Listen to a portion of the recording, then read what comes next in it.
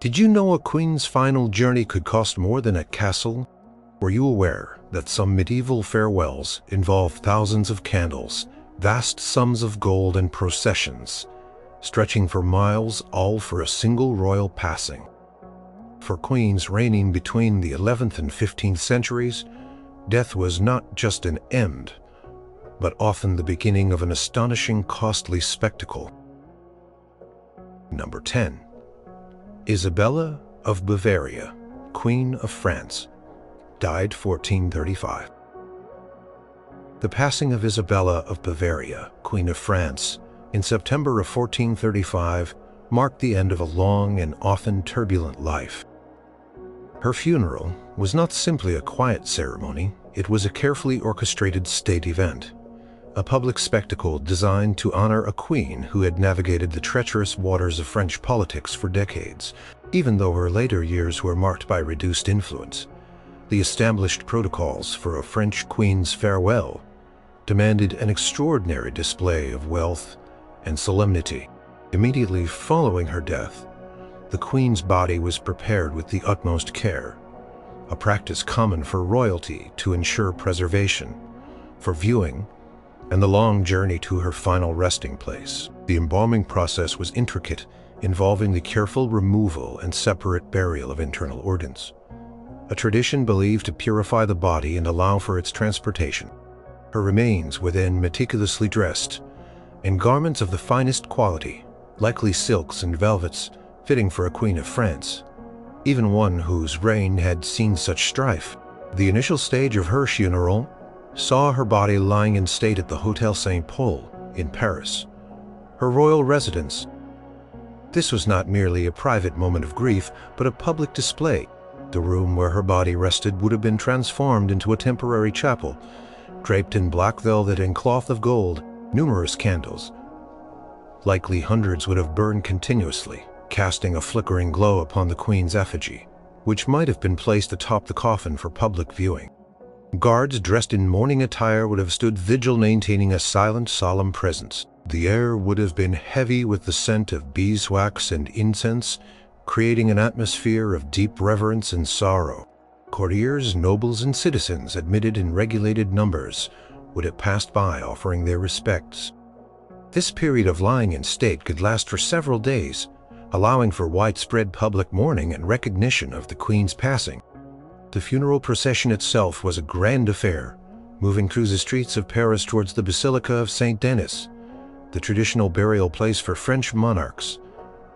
The scale of the procession was immense.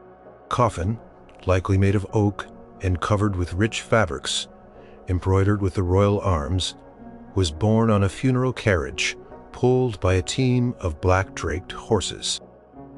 Leading the procession were vast numbers of clergy, dressed in their liturgical vestments, chanting prayers and carrying crosses, holy water, and censers.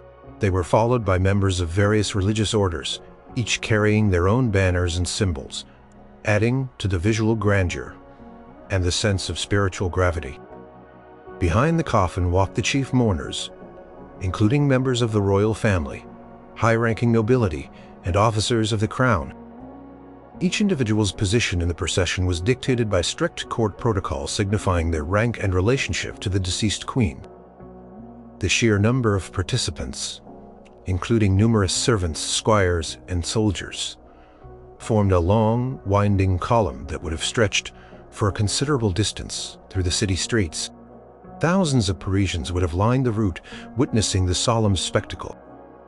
Many would have worn dark clothing even if they were not directly part of the official mourning party, showing their respect for the deceased queen. A significant marker of the lavishness of Isabella's funeral was the sheer quantity of wax candles used. Records from the period indicate that thousands of pounds of wax were consumed for royal funerals, a testament to the expense involved. These candles were carried by torchbearers throughout the procession, illuminating the path even in daylight, and placed in great numbers around the catafalque and within the basilica. Continuous burning of such a vast amount of wax represented a considerable financial outlay, as wax was a precious commodity, often imported, and highly taxed. Upon arrival at Saint-Denis, the funeral service took place within the Grand Basilica. The interior of the church would have been extensively decorated in black mourning draperies, adorned with the Queen's coats of arms. Towering catafalque, a ceremonial structure designed to hold the coffin, stood at the center of the nave. This catafalque would have been an impressive work of temporary architecture, often built in tiers, decorated with statues, banners, and an even greater number of candles reaching towards the high vaulted ceilings of the basilica. High Mass was performed, featuring solemn requiem chants and prayers, led by the highest ecclesiastical dignitaries of France. The music, likely Gregorian chants, would have echoed through the vast space, adding to the somber yet majestic atmosphere. Offerings were made by the royal family and high-ranking officials, often significant sums of money or valuable objects, to support the prayers for the Queen's soul. Following the service, Isabella of Bavaria's body was interred within the royal crypt of Saint-Denis, joining generations of French kings and queens. The tomb itself, though perhaps not immediately elaborate, was part of a grander royal mausoleum, symbolizing her permanent place within the lineage of French monarchy. The burial ceremony was private, attended only by the closest family and officials, but the public display of the procession and service had already fulfilled its purpose of a grand royal farewell. The mourning period for the court would have continued for weeks or even months, with strict rules on attire, entertainment, and public appearances, further underscoring the weight of the Queen's passing. The overall cost of such a funeral, encompassing everything from the embalming materials and fine garments to the wax drapes and food for the attendees, represented an enormous expenditure, a substantial portion of the royal treasury. Number 9. Joan of Navarre, Queen of England, died 1437. The death of Joan of Navarre, the second wife of King Henry IV of England, in July of 1437, initiated a period of solemn and elaborate royal mourning. Despite the fact that she had lived largely in retirement during the later years of her stepson, Henry V's reign, and that of her grandson Henry VI, her status as a Dowager Queen of England demanded a funeral of significant grandeur and expense. Her farewell was a meticulously planned event, reflecting the established customs for royal funerals in England during the late medieval period. Upon her passing at her manor of Havering-atte Bower in Essex, Joan's body underwent the customary preparations for royal interment. This included an elaborate embalming process to preserve her remains, a vital step for a body that would be transported and lie in state. Her body was then dressed in sumptuous funeral attire, befitting a queen, likely made of rich silks or velvets. Records suggest that great care was taken to prepare the royal corpse for its final public display, often including a death mask or careful facial reconstruction to present a dignified appearance. Her heart and internal organs were typically interred separately, a common practice to allow for multiple burial sites or to consecrate specific places of religious significance. For Joan, her body was transported to London, where a period of solemn lying in state took place. This was not a quick affair, but a carefully managed public display, a custom for English royalty. Her coffin, draped in fine cloth embroidered with her royal arms, was laid under a rich canopy, often in a grand chamber surrounded by numerous candles. These candles, hundreds strong, burned day and night, their light illuminating the scene and adding to the heavy, reverent atmosphere. Guards of honor stood vigil, while courtiers and dignitaries came to pay their respects, many clad in deep mourning attire, black fabrics being the predominant color of sorrow. The scent of melting beeswax and incense would have filled the air, creating a sensory experience of solemnity and reverence for those who passed through. The grand procession from London to Canterbury Cathedral, her chosen final resting place, was the highlight of the funeral's lavish display. This was no ordinary journey. It was a slow, majestic progress designed to impress and involve the populace.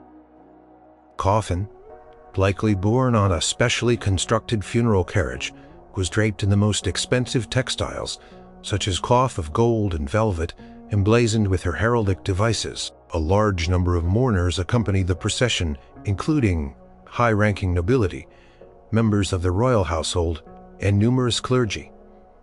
Each step of the journey was marked by ceremonial gravity. Hundreds, possibly thousands of torchbearers accompanied the procession, their flaming brands held high. The cost of the wax for these torches was a significant component of the overall funeral expenses, reflecting the sheer scale of the event. The light from these torches would have created a dramatic visual effect, particularly as the procession moved through the twilight or night. Along the route, communities would have gathered to witness the Queen's last journey, a public demonstration of their loyalty and respect for the monarchy. In each town and village through which the cortege passed, bells would have tolled and prayers would have been offered. Upon arrival at Canterbury, the cathedral was transformed for the royal funeral. The nave and choir would have been extensively draped in black cloth adorned with coats of arms and symbols of mourning. A magnificent catafalque was erected in the center of the church, a multi-tiered structure designed to elevate the coffin and make it the focal point of the service. This catafalque would have been richly decorated with carvings, paintings, and a multitude of burning candles, creating a shimmering solemn beacon beneath the cathedral's vaulted ceiling. The funeral service itself was a lengthy and elaborate affair. It involved a high requiem mass, presided over by the Archbishop of Canterbury and other senior clergy. The solemn chants and prayers filled the vast space of the cathedral, accompanied by the ringing of bells and the steady drip of melting wax. Offerings of gold and silver, often in significant amounts, were made by the royal family and other dignitaries present, symbolizing their prayers for the Queen's soul and their commitment to charity in her name. Joan of Navarre's body was ultimately interred in Canterbury Cathedral, alongside her husband, King Henry IV. Her tomb, commissioned at considerable expense, became a lasting monument. The effigy of the Queen, carved from alabaster, depicted her in her royal robes, wearing a crown, her hands clasped in prayer. The tomb's base would have been adorned with intricate carvings and heraldic shields, a permanent reminder of her royal status and lineage. The choice of Canterbury as her final resting place underscored her connection to English royalty and the powerful ecclesiastical establishment. The overall expenditure for Joan's funeral was enormous, rivaling the cost of building a small castle or funding a military campaign for several months. It included not only the cost of the embalming funeral garments and transport, but also the vast quantities of wax for candles and torches, the mourning attire for the court, the food and lodging for the hundreds of attendees, and the cost associated with the burial site and the construction of her tomb. This grand expenditure was a clear indicator of the importance attached to royal funerals, serving as a powerful public affirmation of royal legitimacy and the continuity of the monarchy. Even in periods of political, the legacy of her funeral lingered in the memories of those who witnessed it, a testament to the immense resources and ceremonial devotion dedicated to the final journey of a queen. Number 8. Blanche of Castile, Queen of France, died 1252. The death of Blanche of Castile, the formidable Queen Mother and Regent of France, in November of 1252 was met with profound national sorrow and a funeral display commensurate with her extraordinary influence. As the mother of King Louis IX, Saint Louis, and a woman who had twice governed France with remarkable strength and acumen, her passing was not just a family grief, but a momentous state event. Her funeral was an exhibition of piety, power, and vast expenditure, befitting a queen who had shaped the destiny of her kingdom. Upon her demise at Melun, Blanche's body underwent the customary elaborate preservation rites. The embalming process was a skilled and meticulous procedure essential for the transport of her remains and their display. Her body was then dressed in the finest royal robes, likely silken garments woven with threads of gold, signifying her enduring regal status. This preparation was conducted by expert attendants, ensuring the Queen's body was presented with the utmost dignity for its final public appearances. The initial period following her death involved her body lying in state, either at Melun or a more central location, allowing for a prescribed period of solemn mourning. This temporary chapel would have been transformed into a space of profound reverence.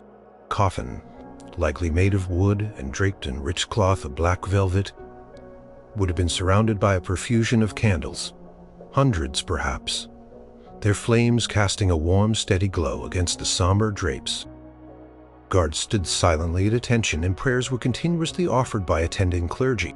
Nobles, courtiers, and high-ranking officials would have come to pay their respects, many dressed in the darkest mourning attire, a visible sign of their shared grief and respect for the Queen. The aroma of beeswax and incense would have permeated the air, adding to the sacred and mournful atmosphere. The funeral procession from the Lune to the Cistercian Royal Abbey of Maubuisson, which Blanche herself had founded, was a significant undertaking. The choice of Maubuisson rather than Saint-Denis reflected her personal piety and patronage. The procession was a grand display of royal authority and spiritual devotion. Queen's coffin, carried on a specially constructed litter or cart, was heavily adorned with royal insignia and the finest textiles. The route was carefully planned to allow for public viewing, with communities gathering along the way to witness the solemn cortege.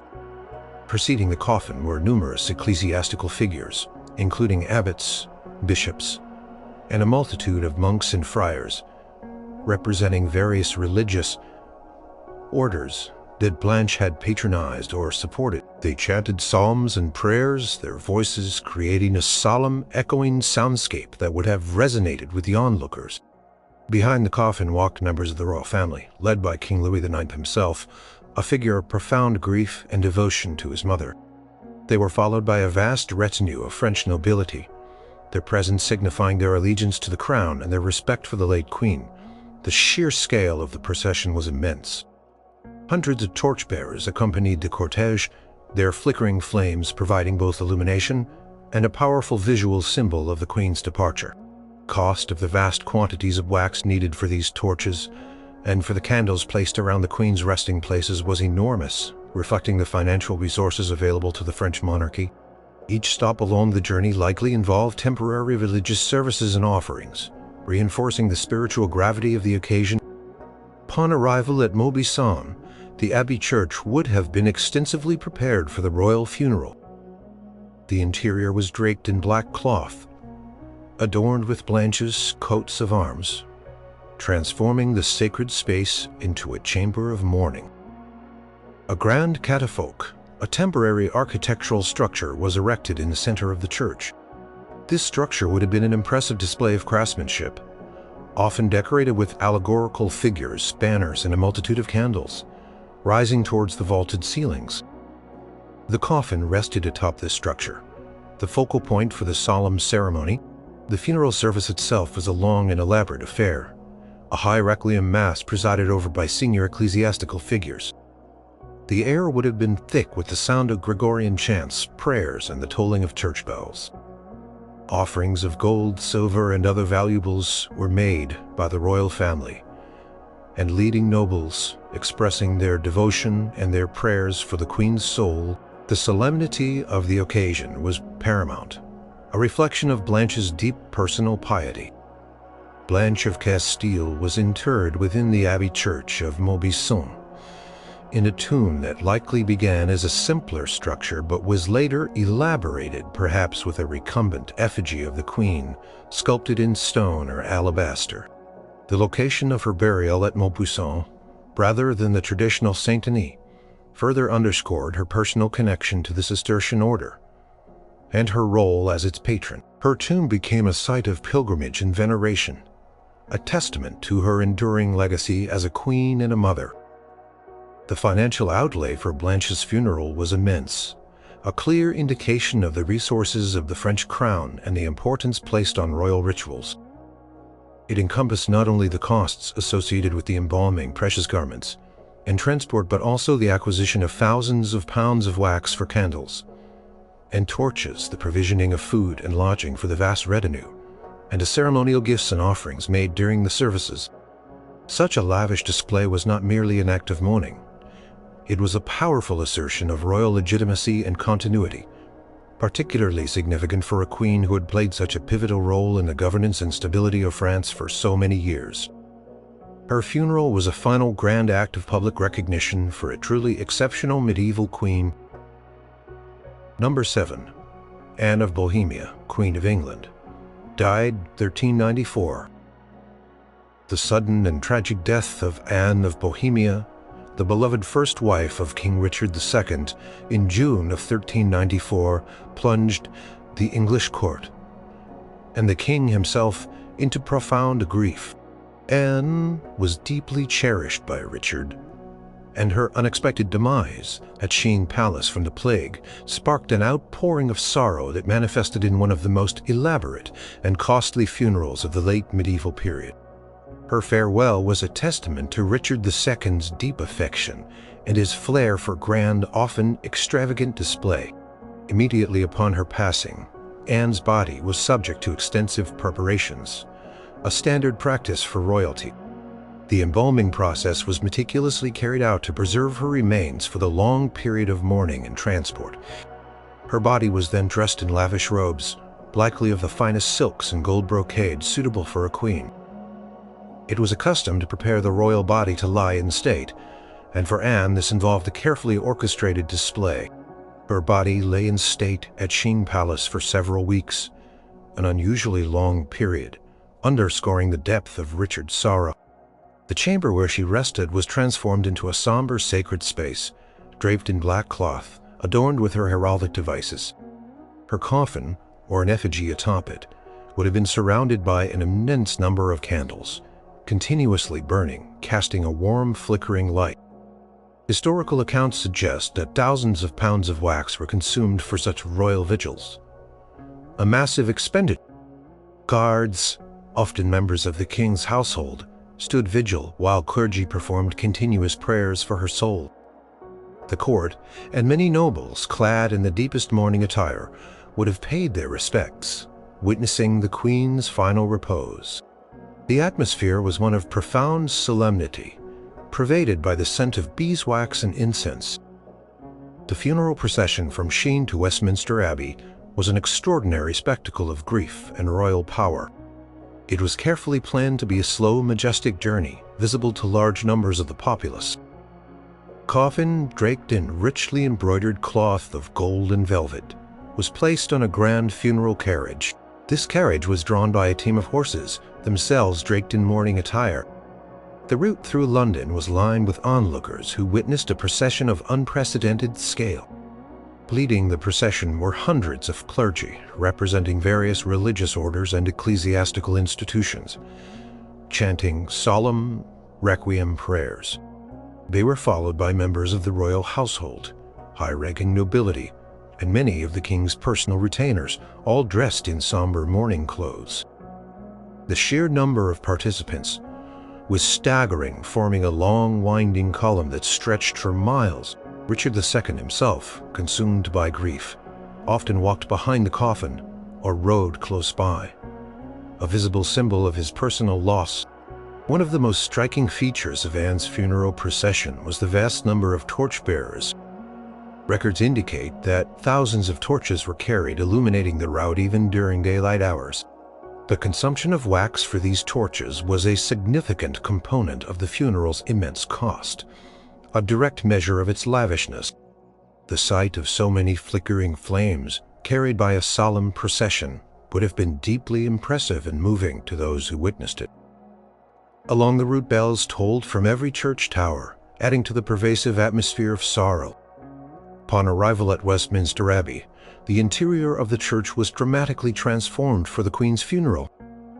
The entire nave and choir were draped in black, adorned with Anne's heraldic banners. A magnificent catafalque was erected in the center of the abbey, a multi-tiered structure designed to elevate the coffin and make it the focal point of the ceremony. This catafalque was an elaborate work of temporary art, adorned with carvings, paintings, and countless candles, creating a dazzling display of light and solemnity. Beneath the abbey's vaulted ceiling, the funeral service itself was a lengthy and profoundly moving event.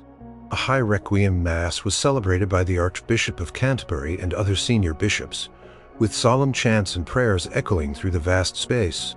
Offerings of gold, silver, and other precious gifts were made by the king and the attending nobility, symbolizing their prayers for the Queen's soul and their commitment to her memory. The entire ceremony was designed to be as grand and affable as possible, reflecting the king's profound personal devotion to his wife. Anne of Bohemia was interred within Westminster Abbey, alongside her husband in a magnificent shared tomb. This tomb, commissioned by Richard II, was a lavish monument of Purbeck marble, adorned with gilded bronze effigies of both Anne and Richard depicted holding hands. Cost of this tomb alone was enormous, further contributing to the overall expense of her farewell. The monument was a lasting testament to Richard's affection and his desire for a grand permanent memorial for his beloved queen. The total expenditure for Anne of Bohemia's funeral was truly immense. It encompassed the costs of embalming, her lavish funeral attire, the elast quantities of wax for candles and torches, the hundreds of yards of black cloth for mourning drapes, the food and drink for the vast numbers of mourners, and the construction of her magnificent tomb. This immense outlay of royal funds underscored not only the king's personal grief, but also the power and prestige of the English monarchy. Her funeral remained a benchmark for royal funerals for many years, a testament to the unparalleled scale and lavishness with which a medieval queen could be sent to her final rest. Number 6. Catherine of Valois, Queen of England, died 1437.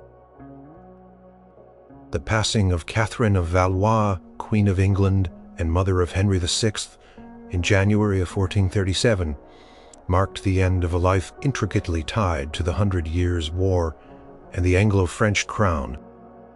While her funeral was initially conducted with a degree of royal solemnity, her ultimate fate became a unique and enduring spectacle, making her funeral in a broader sense one of the most unusual and lavish in medieval history.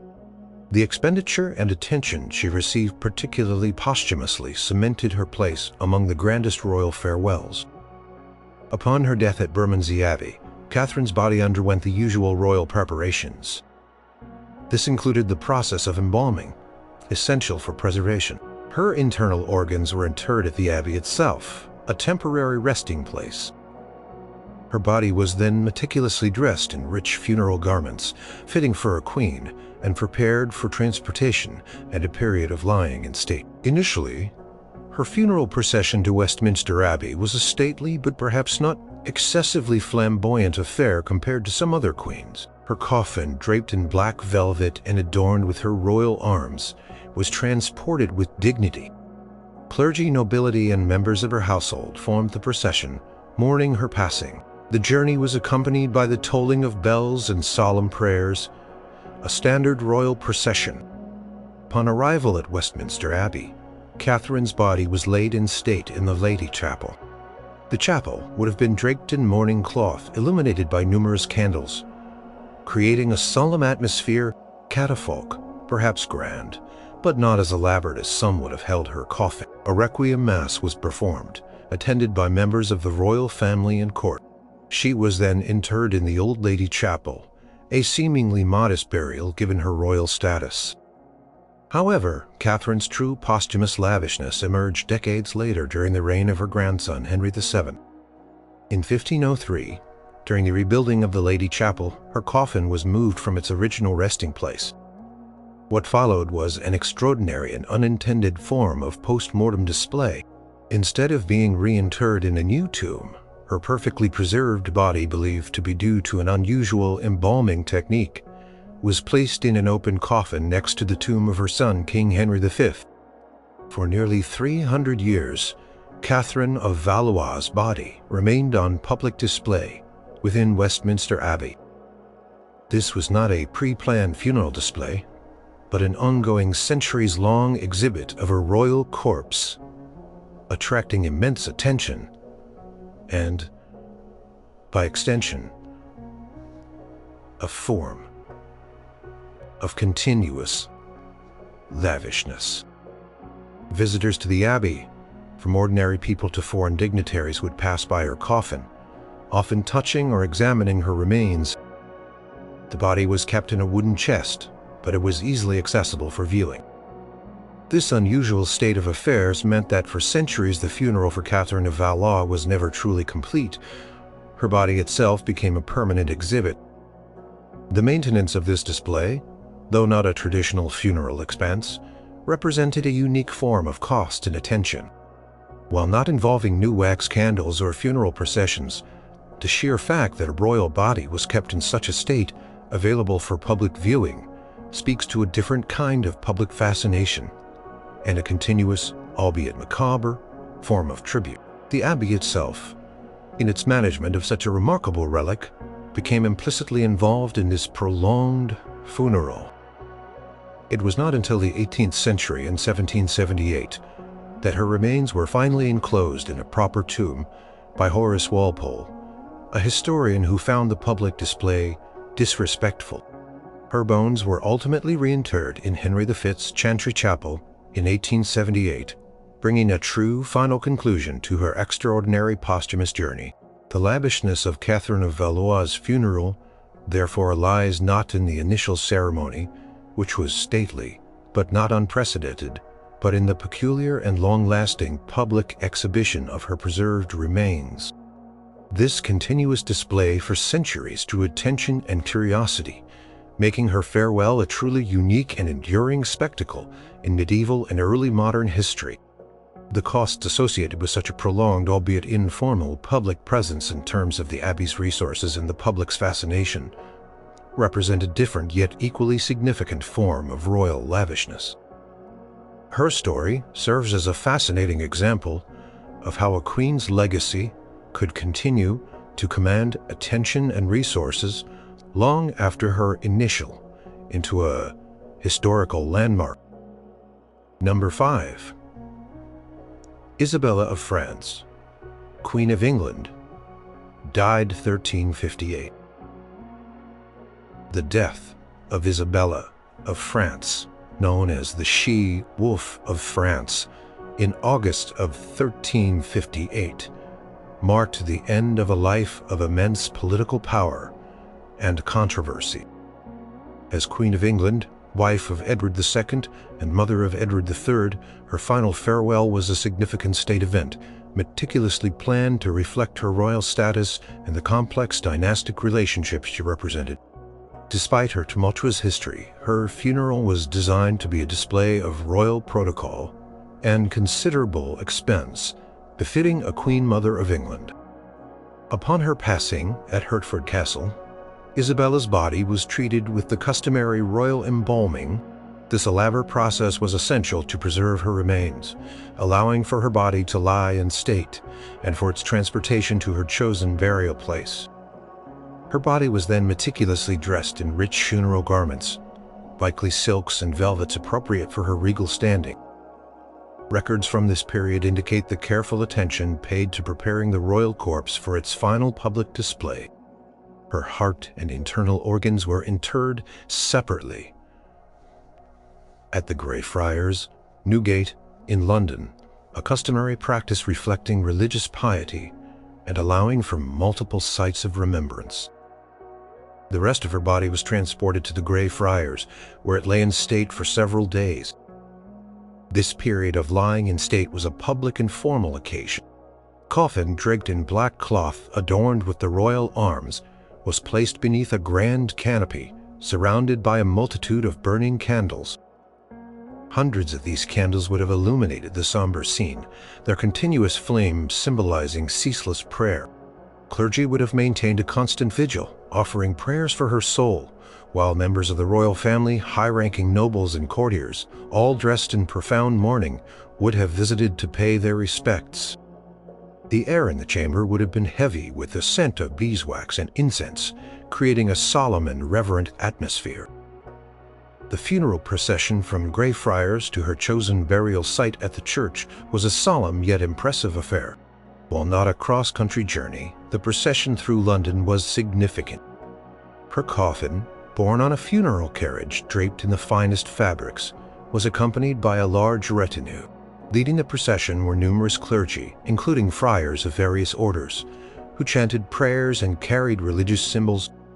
They were followed by members of the royal household, high-ranking nobility, and many of the king's servants, all in mourning attire. The presence of so many figures, particularly those connected to the royal family, underscored the importance of the event.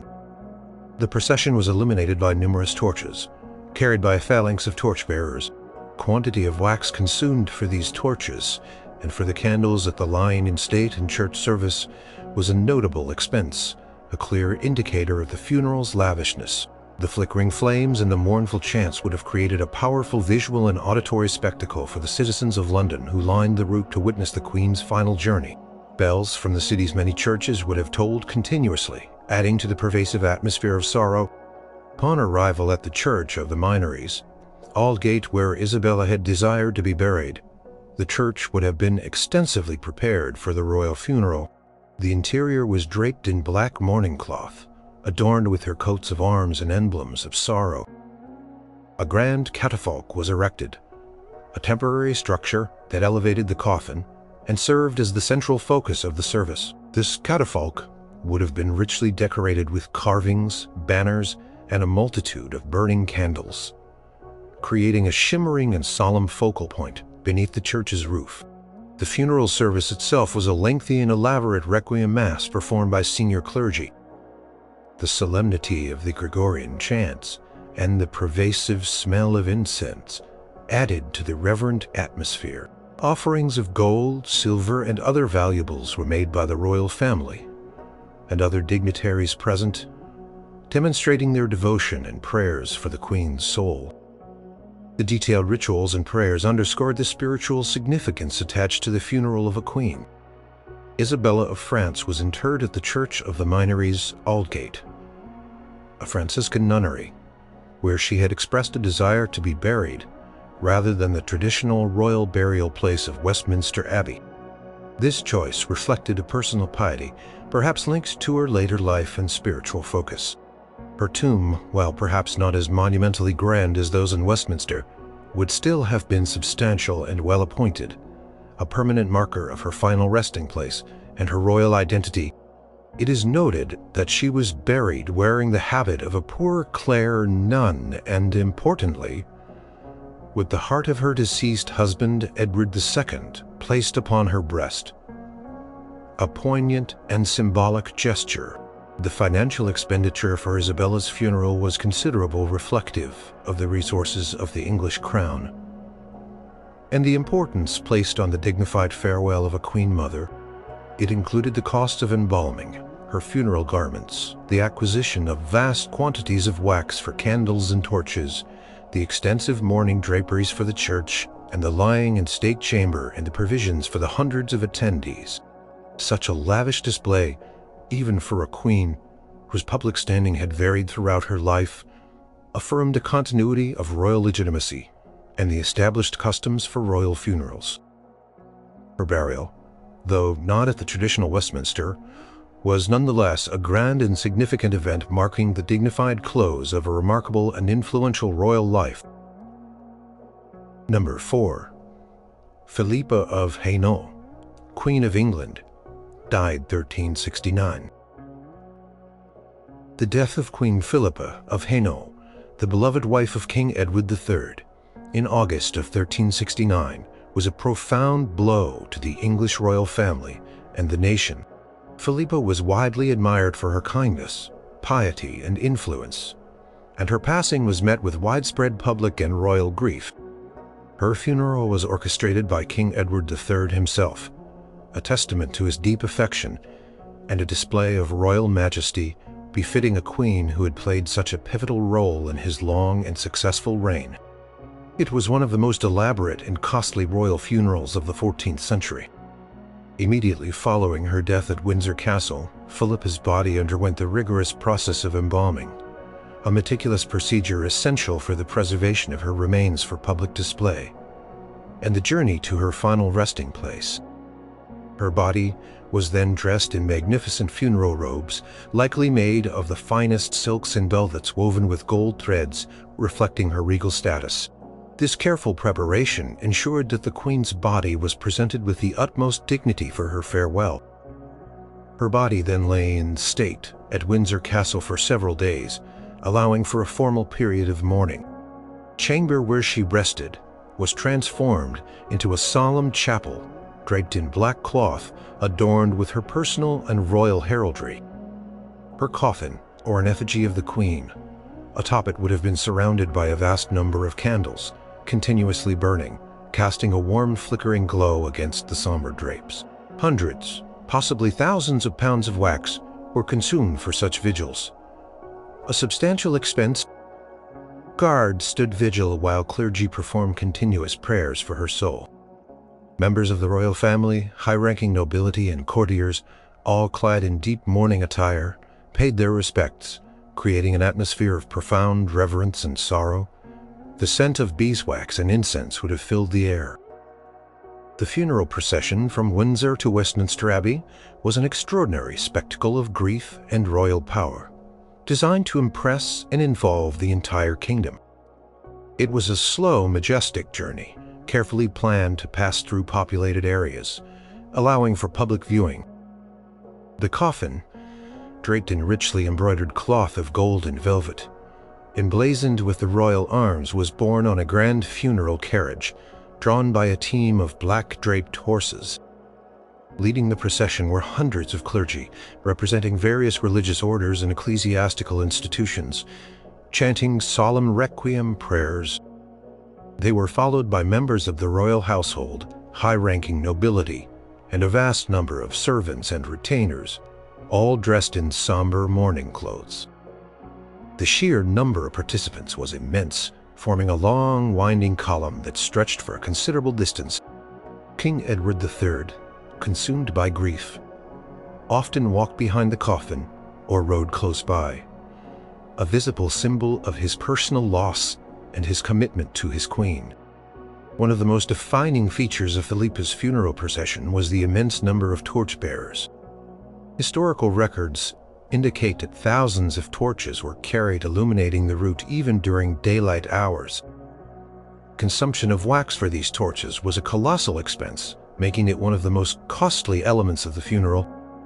The sight of so many flickering flames carried by a solemn procession would have been deeply impressive and moving to those who witnessed it. Along the route, bells tolled from every church tower, adding to the pervasive atmosphere of sorrow. Upon arrival at Westminster Abbey, the interior of the church was dramatically transformed for the Queen's funeral. The entire nave and choir were extensively draped in black cloth, adorned with Philippa's heraldic banners and symbols of mourning. A magnificent catafalque was erected in the center of the abbey, a multi-tiered structure designed to elevate the coffin and make it the focal point of the ceremony. This catafalque was an elaborate work of temporary architecture, decorated with carvings, paintings, and a staggering number of candles, creating a dazzling display of light and solemnity beneath the abbey's vaulted ceiling. The funeral service itself was a lengthy and profoundly moving event. A high requiem mass was celebrated by the Archbishop of Canterbury and other senior bishops, with solemn chants and prayers echoing through the vast space. Offerings of gold, silver, and other precious gifts were made by the king and the attending nobility, symbolizing their prayers for the Queen's soul and their devotion. The entire ceremony was designed to be as grand and affable as possible, reflecting the king's deep personal devotion to his wife and the power of the English monarchy. Philippa of Hainaut was interred within Westminster Abbey in a magnificent shared tomb with her husband, King Edward III. Her tomb was a lavish monument, a testament to her importance and the king's affection. It featured a recumbent alabaster effigy of Philippa, beautifully carved, depicting her in her regal attire, her hands clasped in prayer. The tomb's base would have been adorned with intricate carvings and heraldic shields, a permanent reminder of her royal status and lineage. The cost of this tomb alone was a significant part of the overall funeral expenditure, ensuring a lasting and grand memorial.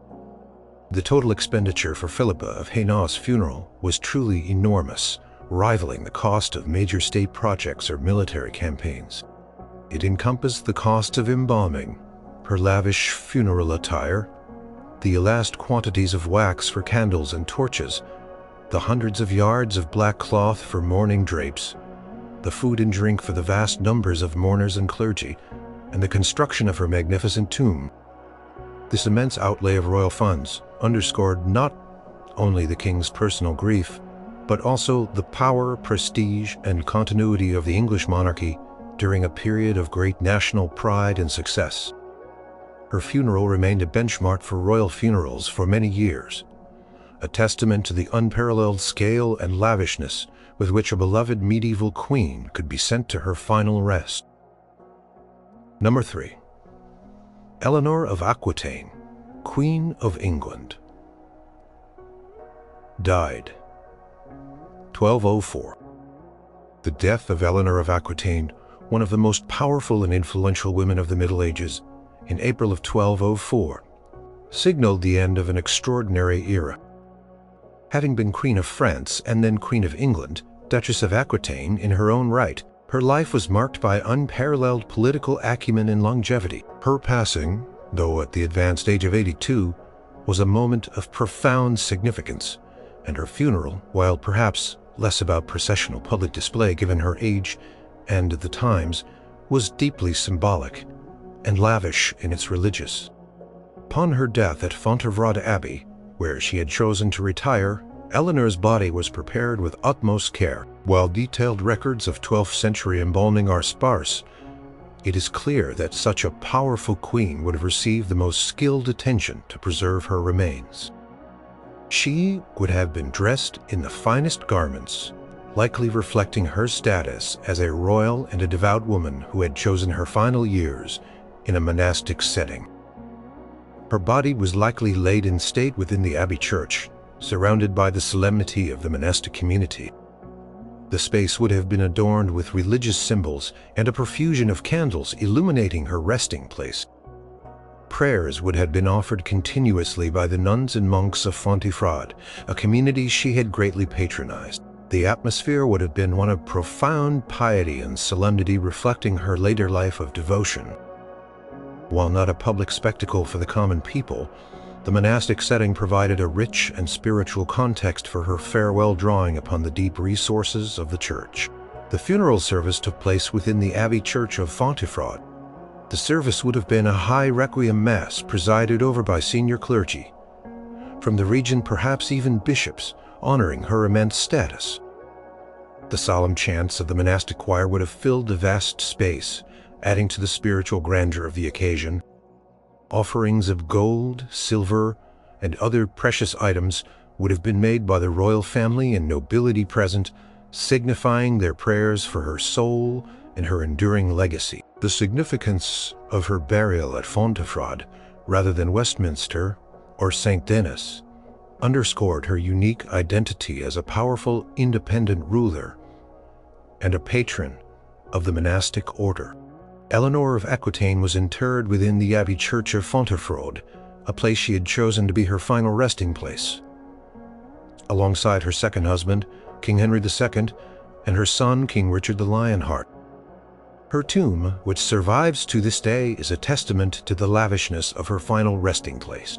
It features a magnificent recumbent effigy of Eleanor carved from polychromed stone, depicting her in her regal robes, wearing a crown, and notably reading a book, a symbol of her renowned intellect and literacy.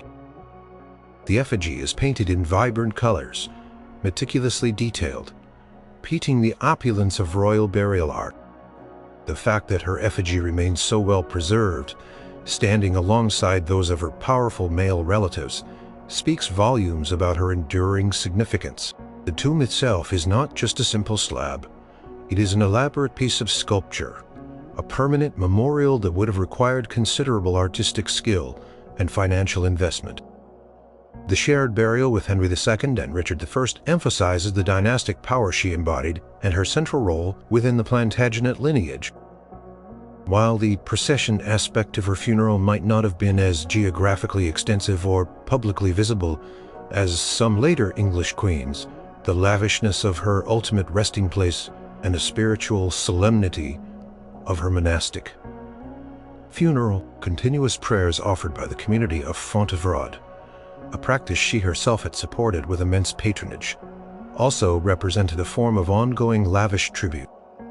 Cost of establishing and maintaining such a prominent royal burial site, including the elaborate effigies, represented a significant and lasting expenditure by the royal family, reflecting the desire to honor such a monumental figure. The historical impact of Eleanor's life and her choice of burial site ensured that her funeral, even if more understated in public procession, was ultimately one of the most lavish in terms of its lasting symbolic and artistic significance.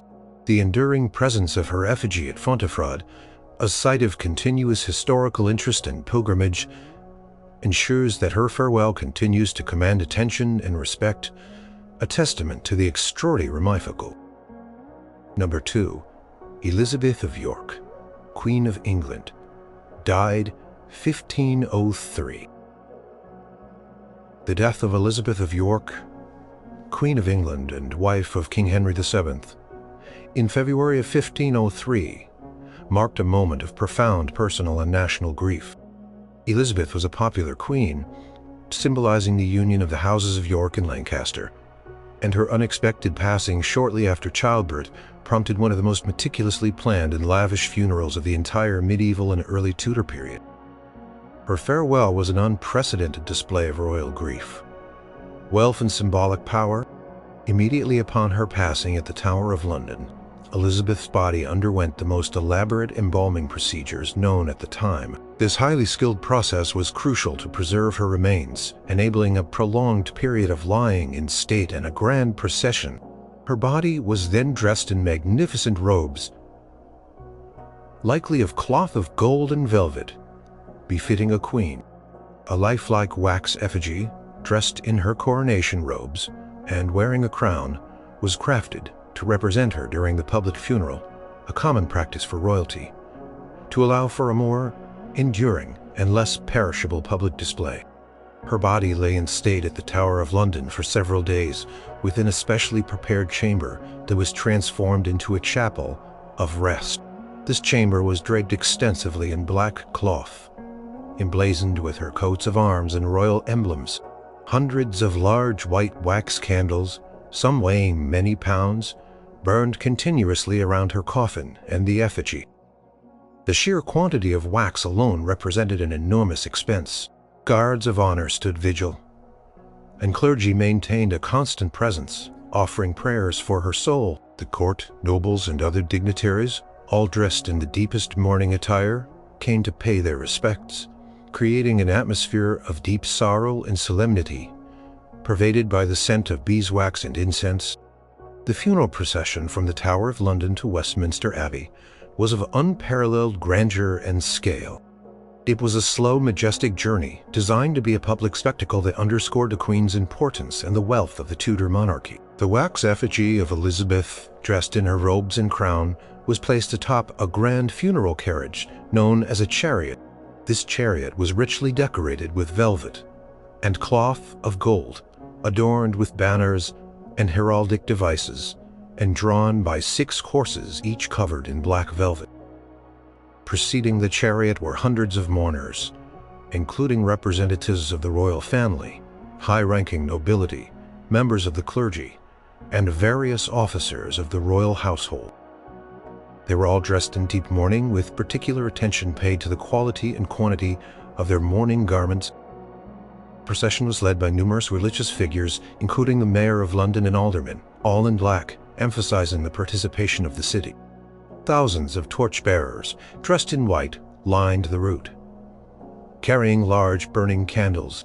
Cost of the wax for these thousands of torches was astronomical, a direct testament to the funeral's lavishness. The flickering flames and the mournful chants of the clergy would have created a deeply moving and impressive visual and auditory spectacle for the thousands of Londoners who lined the route, watching the Queen's final journey.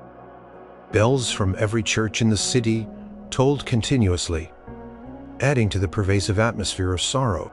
Upon arrival at Westminster Abbey, the interior of the church was dramatically transformed for the Queen's funeral. The entire nave, choir, and chapels were extensively draped in black cloth adorned with Elizabeth's coats of arms, transforming the vast space into a chamber of profound mourning. Truly magnificent catafalque was erected in the center of the abbey, a multi-tiered ornate structure designed to elevate the coffin and the effigy, making them the absolute focal point of the ceremony. This catafalque was an elaborate work of temporary architecture, decorated with intricate carvings, paintings, and a staggering number of candles, estimated to be many thousands, creating a dazzling display of light and solemnity beneath the abbey's vaulted ceiling. The funeral service itself was a lengthy and profoundly moving event. A high requiem mass was celebrated by the Archbishop of Canterbury and other senior bishops, with solemn chants and prayers echoing through the vast space. Offerings of gold, silver, and other precious gifts were made by the king and the attending nobility, symbolizing their prayers for the Queen's soul and their devotion. The entire ceremony was designed to be as grand and awful as possible, reflecting the king's deep personal grief and the immense power and prestige of the newly established Tudor monarchy. Elizabeth of York was interred within Westminster Abbey in the magnificent Henry VII Lady Chapel, which was still under construction at the time. Her tomb, which would later be shared with Henry VII, was a truly lavish monument. It featured exquisite bronze effigies of both Elizabeth and Henry, crafted by the Italian sculptor Pietro Torrigiano, symbolizing their enduring union and the strength of the Tudor dynasty. The tomb's base would have been adorned with intricate carvings, heraldic shields, and possibly precious stones, a permanent testament to her royal status and lineage. The cost of this tomb alone was immense, further contributing to the overall expense of her farewell. Total expenditure for Elizabeth of York's funeral was truly unprecedented. It encompassed the costs of embalming, her magnificent funeral attire, the elaborate wax, vast quantities of wax for thousands of candles and torches, a sum equivalent to many years of average laborers' wages, the hundreds of yards of black cloth for mourner drapes, the food and drink for the vast numbers of mourners and clergy, and the construction of her magcluftum. This immense outlay of royal funds underscored not only the king's profound personal grief, but also the solidified power, wealth, and legitimacy of the Tudor dynasty. Her funeral set a new standard for royal farewells. In England, a testament to the unparalleled scale and lavishness with which a beloved medieval queen could be sent to her final rest. Number 1. Eleanor of Castile, Queen of England, died 1290. The death of Eleanor of Castile, the beloved wife of King Edward I of England in November of 1290 at Harby, Nottinghamshire, triggered one of the most iconic and lavish funeral processions in English history. Her passing was a source of immense grief for the king, and his profound sorrow manifested in an extraordinary series of commemorative acts and a funeral of unparalleled grandeur and expense, ensuring her final journey became a national event. Upon her passing, Eleanor's body underwent a meticulous and costly embalming process. This was a crucial step for a body that would undertake such a long journey. Her internal organs and heart were removed. Her heart was taken to Lincoln Cathedral, a separate act of piety and remembrance, where it was interred with its own solemn ceremony. Her body, meticulously prepared and dressed in rich funeral garments, was then placed in a lead coffin, which was then sealed within a wooden outer coffin. This preparation was of the highest standard, allowing for the long public display. The most unique and lavish aspect of Eleanor's funeral was the extraordinary procession that followed. It was not merely a journey to a burial site, but a slow, solemn progress that covered over 170 miles from Harby to Westminster Abbey. This journey took 12 days, and at each of the 12 overnight stops, the Queen's body lay in state in a major town or city church. To commemorate each of these resting places, King Edward I later commissioned the erection of the famous Eleanor crosses. Magnificent stone. The cost of designing, sculpting, and erecting these 12 crosses was immense, a monumental expenditure beyond the funeral itself. extending the lavishness of her farewell for years. The procession itself was a sight of astonishing solemnity and wealth. Coffin, draped in the finest silks and velvets, embroidered with the royal arms, was carried on a specially constructed funeral hearse drawn by horses draped in black. Leading the procession were vast numbers of clergy, including bishops, abbots, and a multitude of monks and friars from various religious orders. They chanted prayers and psalms continuously, their voices creating a mournful soundscape that carried across the landscape. They were followed by a large retinue of the royal household, high-ranking nobility and courtiers, all dressed in the deepest mourning attire. The presence of so many figures, particularly those connected to the royal family, underscored the supreme importance of the event. Hundreds, if not thousands, of torchbearers accompanied the procession at all times, their flaming brands held high. The consumption of wax for these torches and for the thousands of candles used at each overnight resting place was enormous. Records indicate that vast quantities of beeswax, an expensive commodity, were purchased. This continuous illumination, day and night, transformed the solemn march into a luminous spectacle visible for miles. As the procession passed through towns and villages, church bells would toll, and communities would gather to witness the Queen's final progress, a public outpouring of respect and participation in the national mourning. At each of the 12 overnight stops, the local church was transformed into a chapel of rest. The Queen's coffin was placed under a rich canopy, surrounded by a multitude of burning candles. Vigils were held throughout the night with continuous prayers offered by the attending clergy. Food and drink would have been provided for the hundreds, if not thousands, of people accompanying the cortege, adding significantly to the overall expenses. Upon arrival in London, the procession became even more grand, passing through the city streets to Westminster Abbey. The city itself would have been draped in black, and the streets lined with citizens observing the majestic and sorrowful spectacle. Within Westminster Abbey, the interior was extensively prepared for the Queen's funeral. The nave, choir, and chapels were draped in vast quantities of black cloth, adorned with Eleanor's heraldic devices. A magnificent catafalque was erected in the center of the abbey, a multi-tiered ornate structure designed to elevate the coffin. This catafalque would have been an elaborate work of temporary architecture, decorated with intricate carvings, paintings, and a staggering number of candles, creating a dazzling display of light and solemnity beneath the abbey's vaulted ceiling. The funeral service itself was a lengthy and profoundly moving event. A high requiem mass was celebrated by the Archbishop of Canterbury and other senior bishops, with solemn chants and prayers echoing through the vast space. Offerings of gold, silver, and other precious gifts were made by the king and the attending nobility, symbolizing their prayers for the Queen's soul and their devotion. The entire ceremony was designed to be as grand and awful as possible, reflecting the king's deep personal grief and the immense power and prestige of the English monarchy. Eleanor of Castile was interred within Westminster Abbey in a magnificent tomb that served as her final resting place. Her tomb, commissioned by Edward I, is a testament to his profound love and the lavishness of her memorial.